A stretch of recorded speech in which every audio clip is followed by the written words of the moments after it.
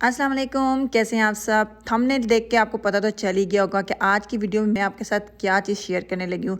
बिल्कुल आपने ठीक पढ़ा है। आज आपके साथ पिज़्ज़े की रेसिपी शेयर करूँगी। ऐसे पिज़्ज़े की रेसिपी शेयर करूँगी जिसकी ना आपको डो गूंदने की ज़रूरत है और ना ही आपको सब्जियाँ काटने की ज़रूरत है। 10 मिनट में ये रेसिपी तैयार हो जाती है। जब आपके बच्चों का पिज़्ज़ा खाने को दिल करे तो आप इस रेसिपी को 10 मिनट में तैयार कर सकते हैं और इसको बना के बच्चों को लंच बॉक्स में भी दे सकते हैं। बहुत ही क्विक सी यमी सी रेसिपी है, ट्राई ज़रूर करिएगा। स्टार्ट कर लेते हैं वीडियो को।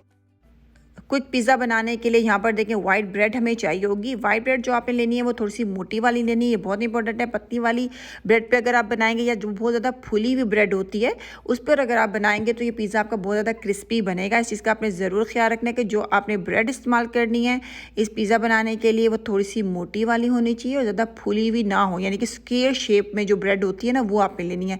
जो थोड़ी सी ऊपर से उठी होती है डी शेप में ब्रेड होती है वो आपने यूज़ नहीं करनी है, वरना आपका पिज़्ज़ा बहुत क्रिस्पी बनेगा। इस चीज़ का आपने ख्याल रखना है, ये बहुत इंपॉर्टेंट है, इसलिए मैं आपको ये चीज़ बता रही हूँ, वरना आपको कोई भी ये चीज़ नहीं बताएगा। और ये देखिए होममेड पिज़्ज़ा सॉस है, इसकी रेसिपी आपको मेरे चैनल से मिल जाएगी। बिल्कुल आप वहाँ से जाके ले सकते हैं, वरना मार्केट से भी आजकल आराम से पिज़्ज़ा सॉस मिल जाती है। आप ला के फ्रिज में रख लें और वो सॉस बिल्कुल ख़राब नहीं होती 1 मंथ तक आराम से फ्रिज में पड़ी रहती है। जब भी आपका पिज़्ज़ा बनाने को दिल करे तो आप ब्रेड लाएँ, उसके ऊपर पिज़्ज़ा सॉस डालें और जो चीज़ आपने डालनी हो डालें और उसको बेक कर लें।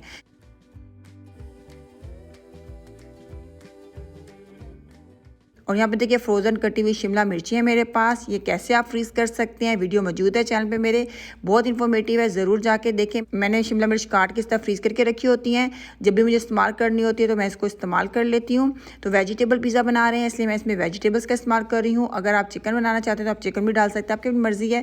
जो भी आप टॉपिंग इसके ऊपर डालना चाहें आप डाल सकते हैं। ऑलिव्स थोड़ा सा डाल देंगे। अब बहुत इंपॉर्टेंट है बेक आपने इसको कैसे करना है। आपने इसको बेक नॉर्मल पिज़्ज़े की तरह नहीं करना है। आपने ओवन की ऊपर वाली ग्रिल को ऑन करना है, नीचे वाली ग्रिल को ऑन नहीं करना है और हाई टेम्परेचर पे आपने इसको बेक करना है। 220 सेल्सियस पे आप इसको बेक करेंगे। ओनली आपने इसको 6 से 7 मिनट के लिए बेक करना है, इससे ज़्यादा आपने बेक नहीं करना है। तो मैं इसको ओवन में रख देती हूँ 5 मिनट के लिए।